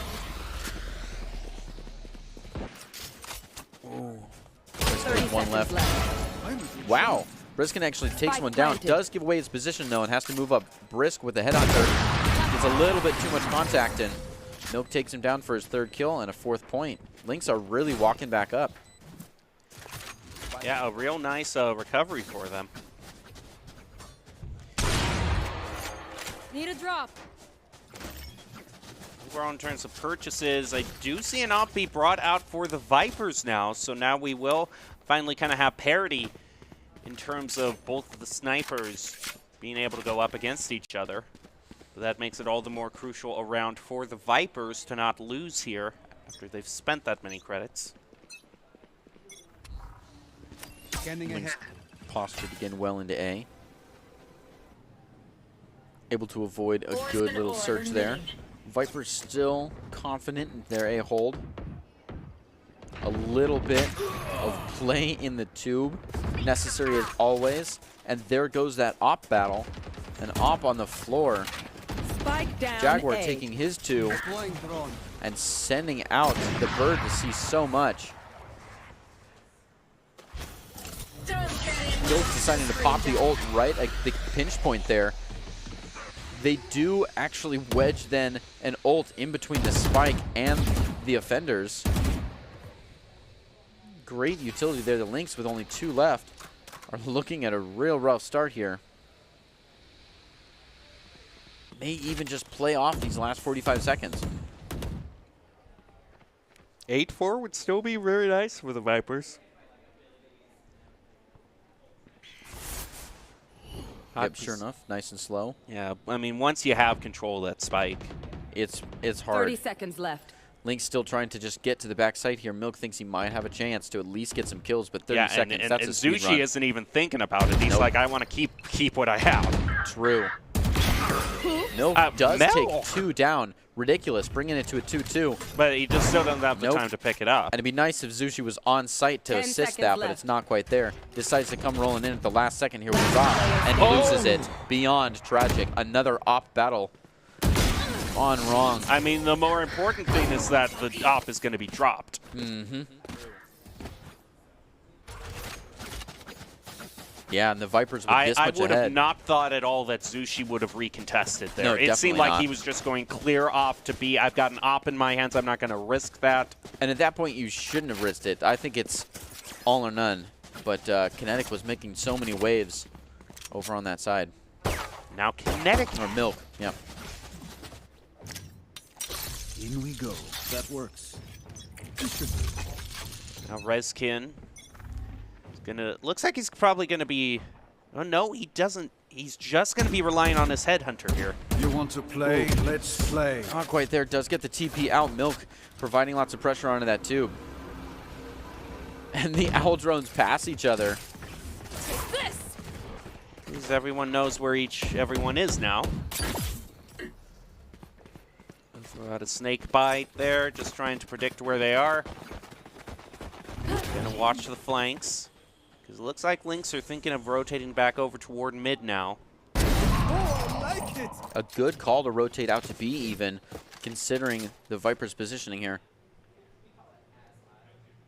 But there's not a whole lot. The Vipers do rotate, so maybe the Lynx can move back in on the site. It looks like they've spread way out, and the spike is still postured towards A. They have a wall up if they need it. Milk decides to play aggressive without an initiator, hoping on just this wall to be his grace. He's got to dry peek most of the entry points, though, for a defensive hit onto this site. And there he goes because of it. Milk takes him down. One enemy remaining. Nick taking out Prestige. Toxin screen down. Milk finding one more before he loses Nick to Kills. Kills the last one on the map. He's got to rotate over and take care of the 3 people, Poison including an orb op. emitting. Erased. Ooh, Nice but they were shot guarding back. the wrong wall, yeah. Does take one out. Toxin Now they know screen where he's down. at. Poison orb emitting. It's a tough one, but he's still got time to defuse if he's quick. They decide to stay way off the map to really bide his time. He's got no chance now. Decides to head back out for maybe an outro, maybe just a save. Well, we've almost completely tied it up. Only 1 round left before halftime. Last round in the half. Last chance for the Lynx to kind of prove themselves here, that they can stand toe-to-toe with the Vipers. They have a lot of very talented individual players, and the coaches really want to see how the team can come together as a group for this event.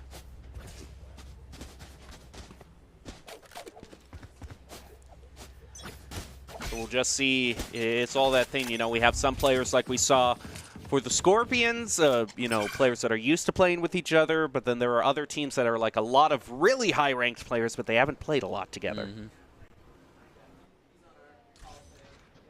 Lynx holding good position here. Hopefully they're able to play up onto the Vipers. Looks like they're going to try to swarm in Neon, taking a very aggressive, but he goes down to Jaguar. Ellie is able to respond, though, but that's enough noise for the Vipers to start rotating in. They do have one up higher position. They've got to be careful of this wall. Milk hears him running right underneath, and Kills making that entry onto Ellie, who's the last one left guarding the spike. The rest of the Lynx are on the other side, looking for a very post-plant scenario. Prestige getting out a little bit of health amidst all of this acid that coming from both of the Vipers teams. All that vision denial goes down, and there's only one cloud burst on the scene. Prestige, ooh, with the fake out bird, just trying to get away from the spike. It's not Last looking good. player Kinetic, standing. looking for the defuse, gets halfway before the Hunter's Fury comes out. And Lynx get to secure their point. All right, Switching we sides. basically reset this now. Yep, an even half. So now it's basically a first to 7 instead of first to 13, One way to think about it. which actually is a mode that I actually hope will be implemented at some time. So you can practice only your attacker defense. No, it's still half times at 6. Oh. Yeah. It's just when you want to get one in Because- before work. Yeah, that's it. That's it. That You makes know, sense. I mean, look, the last round went an hour. It was just like exactly an hour that last round, and so, if we have first to 13 Get with some 12 out of being the here. halftime mark, then first to 7 with 6 being the halftime mark. Just maybe speed up the ultimate charge like you do in Spike Rush, and there you go. I mean, sometimes I just want a bite of Valorant, not a whole buffet.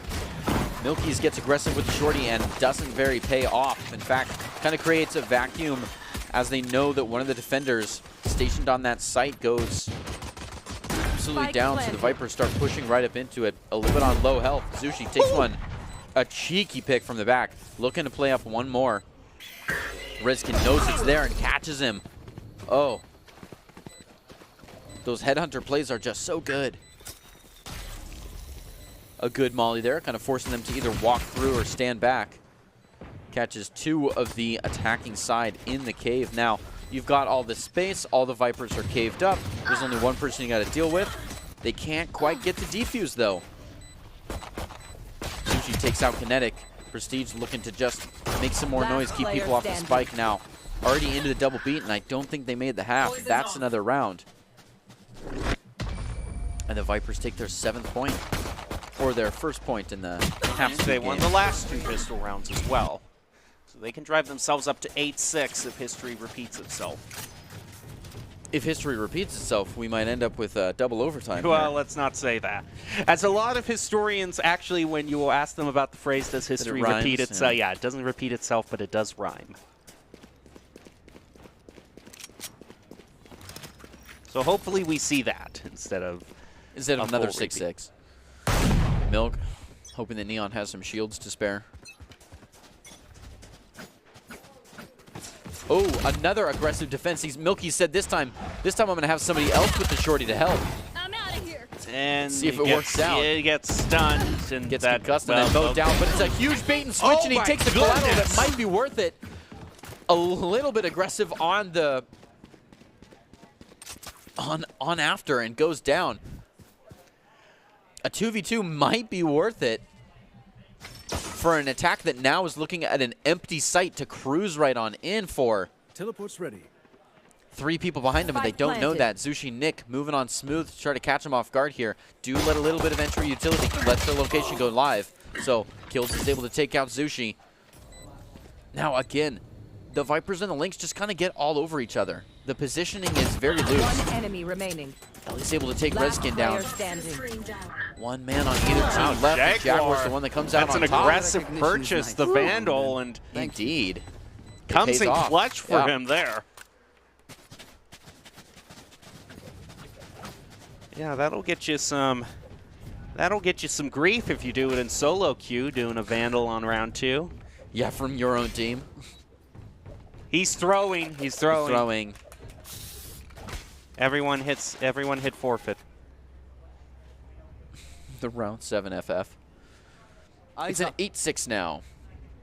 Vipers doing well to take both of those pistol rounds like we thought they might, but we know the Lynx can really shift things up when ops hit the table. Wow, look at this aggressive left-right stance as the Vipers go all in on a site that's not watched at all. As that space creates an absolute vacuum when they hear this entry utility going live. Lynx have got to shift back over. Now they're all trying to fight in past this wall, and there's already an ult up. Milky's taking one down. It is not looking great for the Lynx here. They've got to have a strong post-plant game. But Milky's may be that strong post-plant game. Absolutely going crazy, looking for his 4th kill here. Kills, denies him the ace, but he's still hungry. Goes in for the defuse, and 1 left from a distance is taken care of. What an absolute in-pour from the Lynx. I mean, Vipers did well to take that site, but they just didn't post hard enough. I mean, it's nice for them. Yeah. The thing is, though, is that Vipers were obviously saving a lot of their weapons for the bonus. So now we're going to see this is the true test here, you know. Lynx should have won that last one if Vipers were all saving for bonus. Yeah, 4th and 5th rounds are our first all-gun rounds. Let's see how the pacing changes.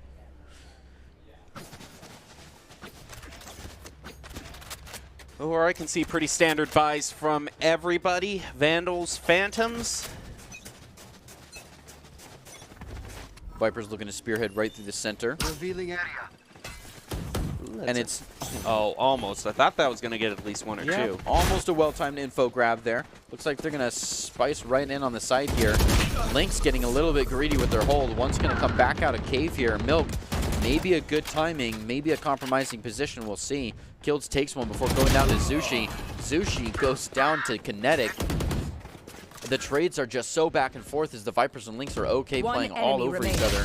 Milk Last finds player their standing. 2 from those caves, but goes down. Now Jaguar able to sprint from the site with the spike. Gets the easiest plant of his life here.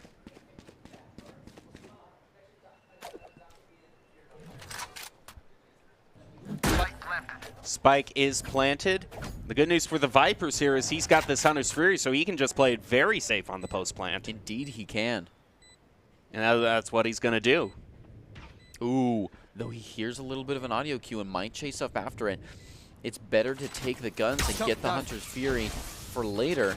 Nick really using all of his utility just to kind of scan the site here efficiently. Maybe not quickly enough, though. Jaguar's right there, and he's got the spike ping, decides to play way off it. This is definitely a Hunter's Fury pull, but Nick can read the scoreboard. Gets in there, clicks quickly, and wastes the Hunter's Fury. Goes down right in the middle of it for a defuse, but Jaguar's already lined up. Oh, he's quick enough, though. Oh, No, so no, close. still, yeah, it was still just timed out well enough for the post plan for Vipers to win that. A 9-7 now, and a lot more other ults on the table. Ooh, there's a problem, though. They gotta win Kinetic, the Vipers, but they don't have enough for another full buy. Neither team does, so they're having to settle for some small shields here and there. Oof. Those force buys are rough. The 9-7 here, Vipers looking to push up in the double digits. It's kind of the second big benchmark as the game changes feel a little bit.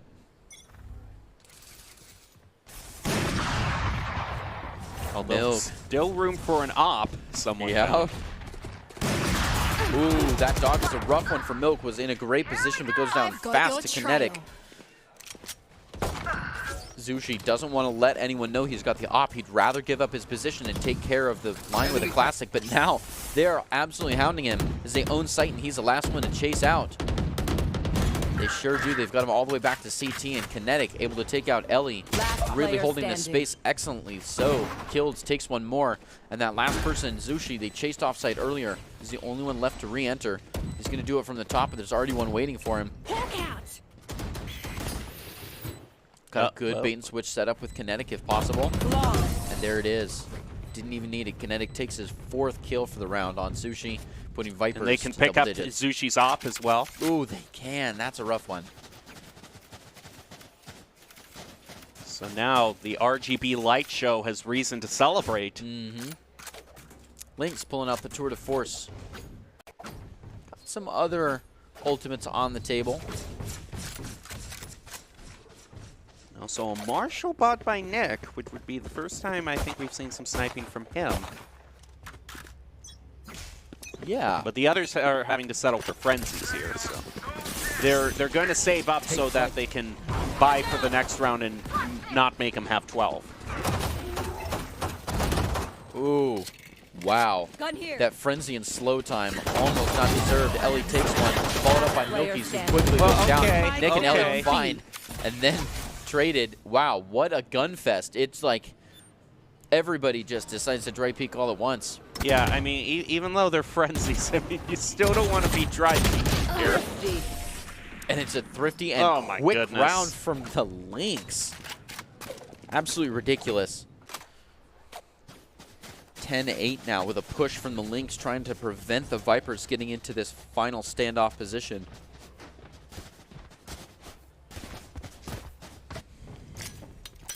It's one of those things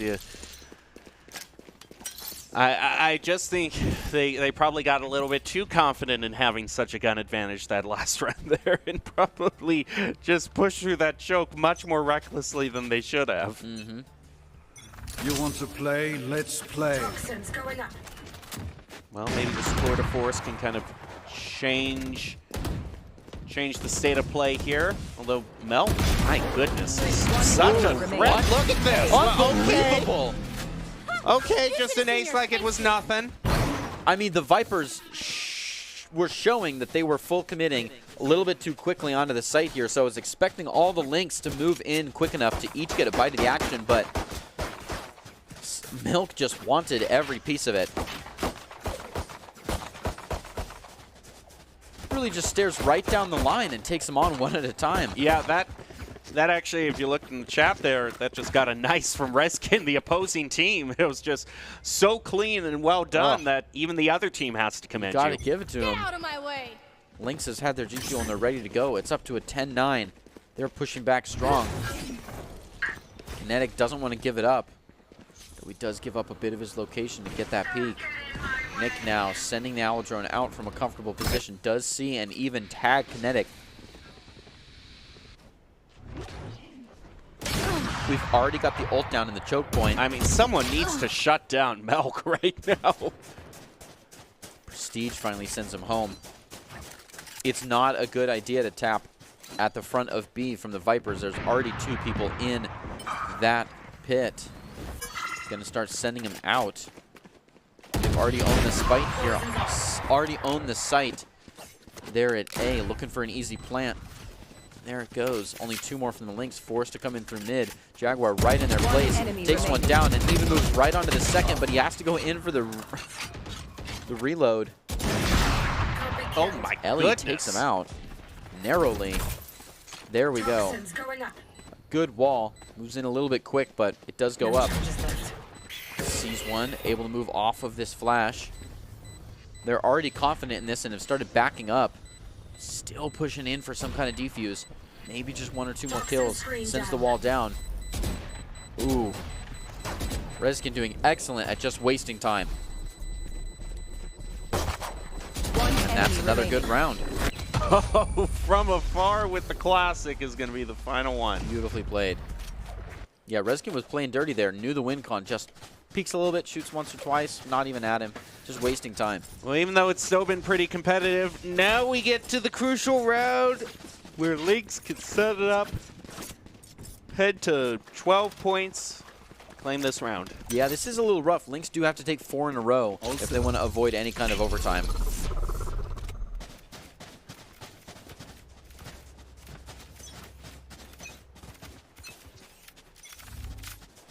The Vipers, though, just need these 2, or at least 1, to put themselves in overtime position. They don't like walking right into B main. They're considering it. Going to send in their control initiator first. Milky's ready to fight them for it.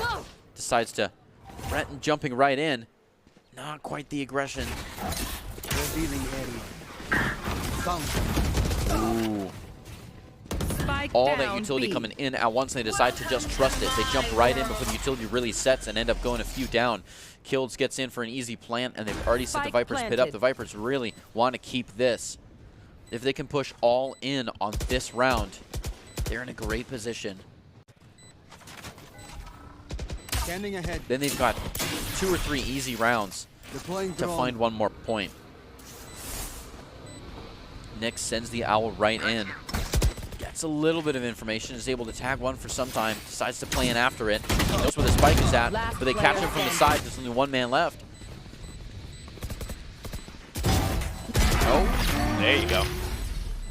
All right, match point for the Vipers, and pretty good position for them, I would say. They've got Match point. 3 rounds to pull it out.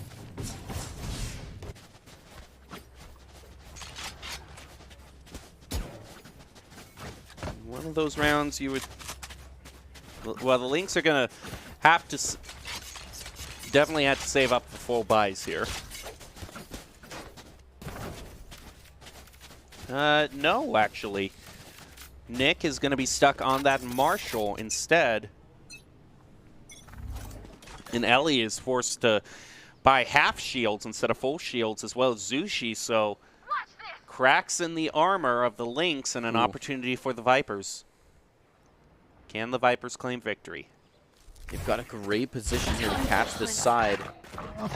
They do use a little bit of initiation, though. Kilds and Kinetic each taking their 1, moving cleanly on into the round here. Lynx have got to send 1 person in, but they left 2 on B. Finally, that rotation's coming out, and they're sprinting across mid. Knives out, I'm sure. Nick finally taking 1 onto Rezkin, looking at a 3-4 now, but the spike is already down. The time is clicking. They've got the utility up to start moving in, but Prestige absolutely shuts it down. Hunter Fury took from the back. It's a rough. And there it is. Vipers closing it up at a 13-9. Congrats for the Vipers. They won the first round here, and I think we got a very exciting few weeks of Summer Rumbles ahead of us here, with all 4 teams showing a lot of promise. So great job there. I can't wait to see more. Well, if you want to be seen by expert college recruiters, talk directly to esports industry insiders like pro athletes, team general managers, and game producers, then you should join the club. Esports Tower players get insider access to industry insights, and with our featured Rumbles, recruiters are taking notice too. It's a great way to score exposure if you're looking to start your path to pro or land a collegiate scholarship. Well, Greg, do you have any nominations for the ICCU Player of the Game? I'd love to give it to Milk. You know what? I'll go there right with you. I mean, There were so many rounds that I thought were completely over, and then Melk just came in with at least a double, sometimes a triple, just turn everything around. Let's see who it goes to. It's going to be hidden. Oh, okay. Okay. Can see that. I also like that we have pictures now to showcase off the individual talent. Player of the game is brought to you by Idaho Central Credit Union, who believes a great player makes a team more successful, just like Idaho Central's helping members achieve a financial success. Hidden is going to be your ICCU player of the game. That was beautifully placed flash there. Hidden, who used to play for Esports Tower Vipers, now just providing so much utility to the Barracudas tonight. Really, their flashes got a lot of potential off of them, and he did well several times. Yeah, great job by him. Overall, made the Barracudas one of the teams that won there. A very clutch win for him right there. So Barracudas can join the Vipers as the two teams that won today. Do you have any final thoughts, Greg? Not really. Follow Doc's keys to the game. Isolate angles. Know your win con. You know, get in there to win rounds, not kill people.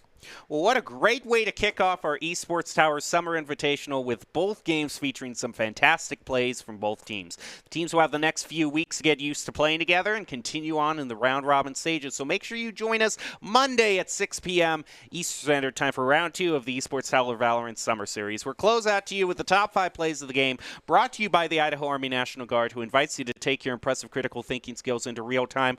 More than 10 jobs offering a $20,000 bonus and your degree of choice paid for. Idaho Army National Guard is one of the best teams to join out there. Reach out to them on Twitch at iGuard Gaming. Thank you for watching and enjoy your top 5 plays.